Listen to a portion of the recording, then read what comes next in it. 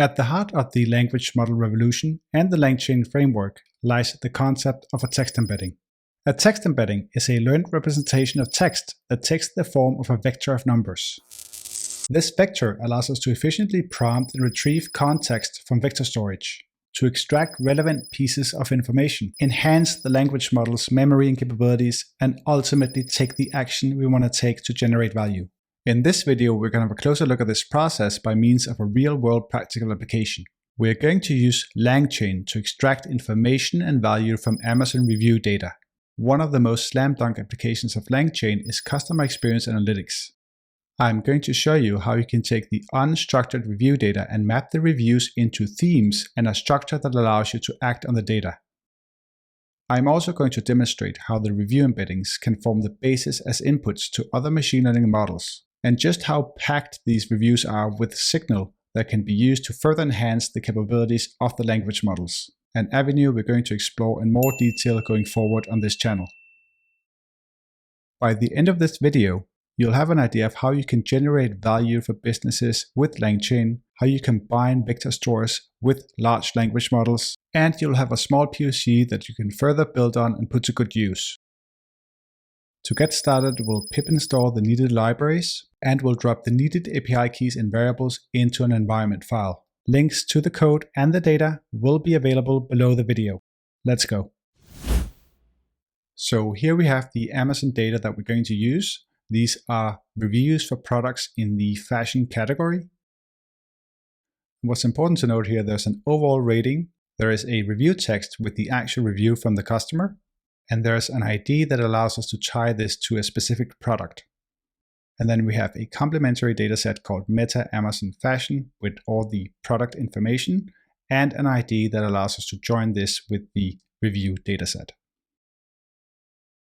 In our notebook, the first thing we're going to do is we're going to import the utilities needed for loading the API keys from the environment file and also extract the Amazon data from the files. And we're actually not going to extract the data from the JSON files as they are quite big, but directly from the zipped files. Then I'm going to load both datasets into pandas data frames, and I'm removing reviews without a review text as we need the text for the work in this video. And here we have the review data in a data frame. And this is the metadata also in a data frame. Next, I'm going to truncate reviews so that we don't process reviews that are too long, and you can play around with the number of characters you want to use.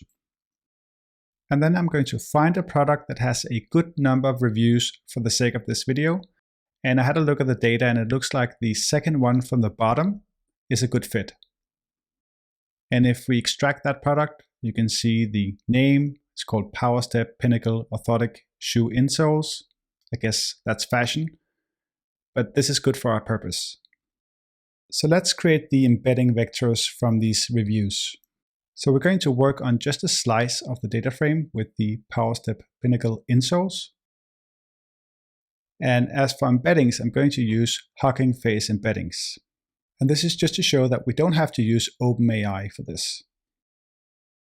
I'm going to create a new column in the data frame with the embedding vectors. So I'm going to use the apply function on the data frame.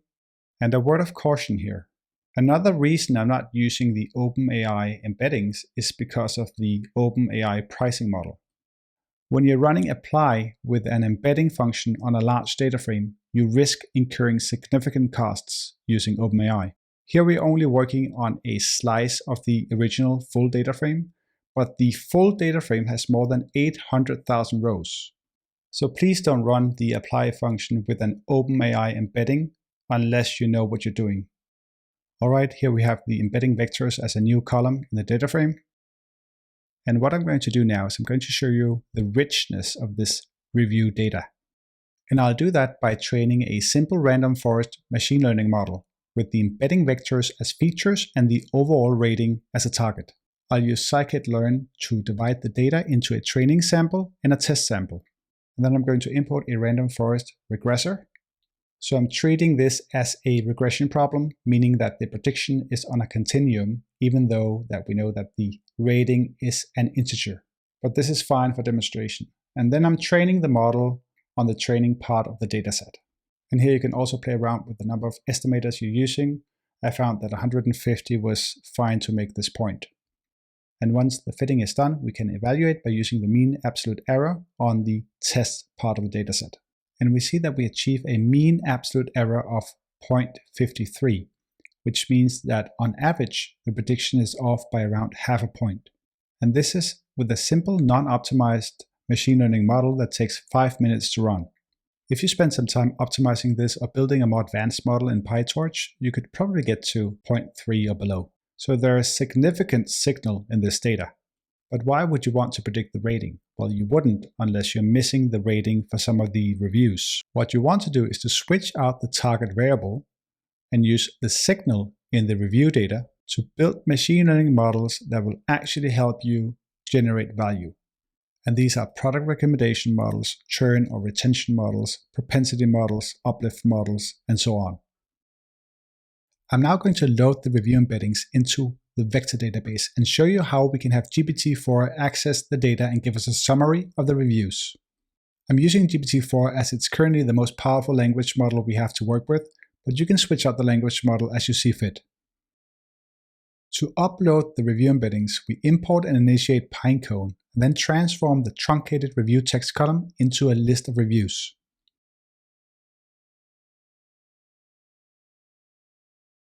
Then we upload the reviews with the built-in from-texts method using hocking face embeddings. Once the upload is done, we can head over to Pinecone and check that the vectors have been uploaded. And here we have all the review vectors uploaded into Pinecone. And then we can do a basic vector similarity search to check that everything works. What I want to do now is I want to have the language model access the data in the vector store. So I'm going to import retrieval QA that is used to retrieve the most relevant reviews given a prompt and feed those to the language model. And then I'm going to import chat OpenAPI that I'm going to use as a wrapper around GPT-4. Then we're going to define a chain, let's call it review chain, using retrieval QA that takes the language model, the vector store, and then the chain type as an argument. And here we use chain type stuff, which means that we stuff all the related data into the prompt and we use that as a context and pass it to the language model. And then we simply write the query as we usually do when working with ChatGPT, and we run the chain with this query. And here I'm asking GPT-4 to give us an overall impression of the reviews and give us the most prevalent examples in bullet points, and also give us suggestions for improvement. And remember, when you're working with chat models like GPT-4, you can send system messages that will allow you to calibrate the system of the model, which could significantly improve the quality of the output. All right, so here we are with GPT-4's impression of the reviews, some examples of good reviews, mixed reviews, some negative reviews, and then based on those reviews, there are some potential areas to focus on improving. So pretty nice, and I'm sure you can improve that by calibrating the system. What's really powerful about this is that you can turn this into a weekly digest and send it out to an internal email list within a company. And this can also be done with LangChain. All right, so the last thing we're going to have a look at is filtered vector similarity search. And what I'd like to do is to get all the reviews of a given rating that match a specific theme. So we need to filter on metadata to do that. I'm going to use Pinecone directly, as LangChain doesn't seem to support this out of the box yet.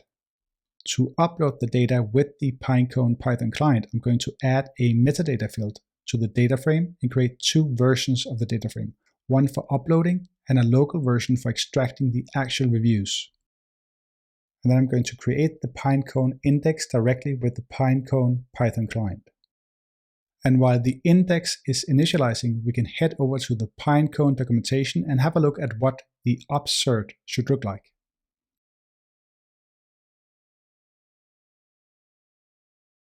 So we can see that we need an ID field and a value field with the vector values, and then we're going to add the metadata field used for filtering.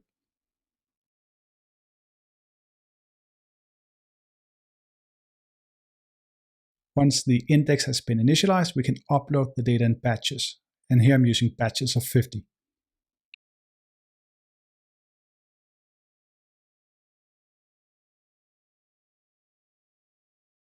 All right, now that the upload is done, let's try to run a filtered query.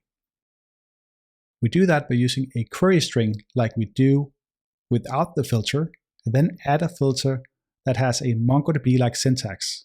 This query will give us the top 100 matching reviews with a rating of 4. And the result is a list of IDs with a score indicating the match rate. To get the actual reviews, we'll need to use the local version of the data. And what I'm going to do is I'm going to wrap the query in a Python function that executes a filtered vector similarity search, followed by looping through the local version of the data and extracting all the reviews from the local data. Now, if I call this function with the query will purchase again, filtering out the ratings with 5-star reviews, then we get all the happy customers that should be put in a repeat purchase flow. And we can do something similar to get all the disappointed customers that gave a 1-star review, which works even though I misspelled disappointed, and we can use this in a win-back flow. Being able to filter out reviews like this is very powerful, as it allows you to divide reviews into themes and get the angles you need in your remarketing campaigns. In the example we just saw in the notebook, we have 2 different themes. We have the disappointed customers and we have the customers that want to purchase again. And if you have a customer ID and an email tied to the customer review, you can use LangChain's integration with Zapier to create 2 lists, a win-back list and a repurchase list, and then use your email service provider to run 2 different campaigns.